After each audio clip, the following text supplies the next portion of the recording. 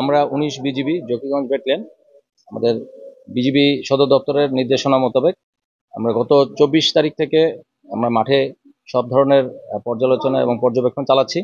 এই পর্যায়ে আপনারা জানেন যে এই জকিগঞ্জ বিজিবি ব্যাটালিয়ন প্রায় ৫০টির উপরে পূজা মণ্ডপ এখানে তদারকি করছে, যার সার্বক্ষণিক নিরাপত্তা এবং এখানকার গোয়েন্দা নজরদারি ছাড়াও বিজিবির যে ৮ কিলোমিটারের যে পরিধি আছে, এই ৮ কিলোমিটারের মধ্যে আমরা এই ৫১টি বা ৫০টির উপরে এই মণ্ডপগুলোর নিরাপত্তা বর্ডার এলাকা থেকে শুরু করে এই সময়টাতে যাতে কোনো ধরনের নাশকতা বা কোনো ধরনের অরাজকতা সৃষ্টি না হয় সেটা নিশ্চিত করার জন্য আমরা কাজ করে যাচ্ছি দিন রাত ২৪ ঘন্টা। আমি অ্যাকচুয়ালি এই বিষয়টাতেই আমরা গুরুত্ব দিতে চাচ্ছি। আমরা এই অনুষ্ঠানের সময়কালীন কোনো ধরনের যাতে বর্ডারে চোরাকারবারিরা এই ধরনের জিনিসপত্র চোরাচালান না করতে পারে, মাদক, আতশবাজি, শাড়ি বা আরও যে দ্রব্যাদিগুলো মানুষের বিকাশ ঘটাতে বাধার সৃষ্টি করে এবং এই ধরনের আনন্দমুখর পরিবেশকে নষ্ট করার জন্য বিভিন্ন ধরনের প্রভাব বিস্তার করে, সেগুলো একেবারেই যাতে না আসতে পারে সেভাবে আমরা সীমান্তেও আমরা যে আমাদের আস্থার প্রতীক হিসাবে কাজ করছি। আমরা সীমান্তের ভিতরেও এই পূজা মণ্ডপগুলো ছাড়াও আমরা সারা বছর যে সমস্ত ধরনের নিরাপত্তা ব্যবস্থাপনা নিশ্চিত করে আসি সেগুলো করছি। আমাদের এই পর্যবেক্ষণ এবং আমাদের যে অপারেশন চলছে এটা ২৪ তারিখ থেকে শুরু হলেও আমাদের এই অনুষ্ঠানের যে বিসর্জন, সনাতন ধর্মের সর্বোচ্চ লেভেলের যে এই অনুষ্ঠান শারদীয় দুর্গাপূজার শেষ পর্যন্ত আমরা এই অপারেশন চালিয়ে যাব। আর আমরা বিজিবি এই বাহিনীটা সবসময় আমরা পার্শ্ববর্তী যে বাহিনী সমূহ থাকে এবং প্রশাসন থাকে তাদেরকে সাথে নিয়েই কাজ করি। এই জন্য আমরা সেনাবাহিনী, পুলিশ, র্যাব, জেলা প্রশাসনের যে লোকাল প্রশাসন আছে তাদের সাথে আমাদের সব ধরনের সমন্বয় করেই আমরা এই কাজগুলো করছি এবং আমাদের একটা মনিটরিং সেল রয়েছে। এই মনিটরিং সেলের মাধ্যমে ২৪ ঘন্টা আমরা এই তৎপরতা জারি রেখেছি। সকলকেই ধন্যবাদ।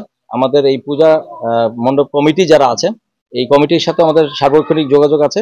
তাদের সাথে আমরা এই মনিটরিং সেল থেকে তাদের সমস্যাগুলো জানি এবং সেভাবে কুইক রিএনফোর্সমেন্ট টিম আছে আমাদের, সেটার মাধ্যমে আমরা তাৎক্ষণিক যাতে নিরাপত্তা দিতে পারি সেই ব্যবস্থা আমরা জারি রেখেছি। ধন্যবাদ।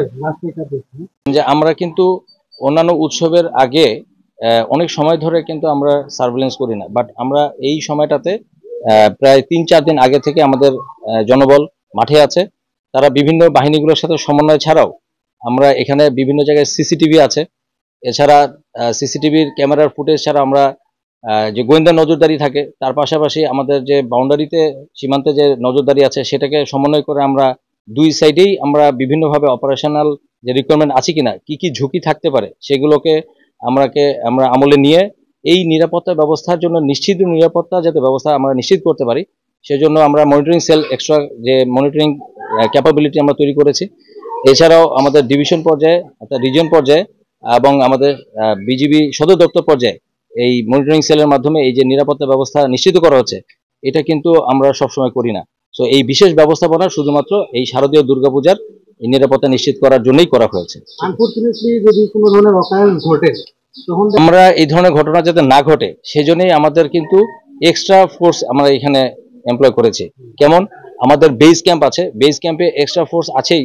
যেই পেট্রোলগুলা সকল উপজেলাতেই চলছে সেই পেট্রোলের বাহিরেও কুইক রিএনফোর্সমেন্ট টিম বা আমাদের এই বেস ক্যাম্প থেকে যে এক্সট্রা প্লাটুন, তারা এই ধরনের ঘটনা ঘটার পূর্বেই আমরা জানতে পারবো আশা করি, এবং সেভাবেই আমাদের নিরাপত্তা ব্যবস্থা, আমাদের যে গোয়েন্দা তৎপরতা জারি আছে সেটাকে আমরা নিয়ন্ত্রণ করছি।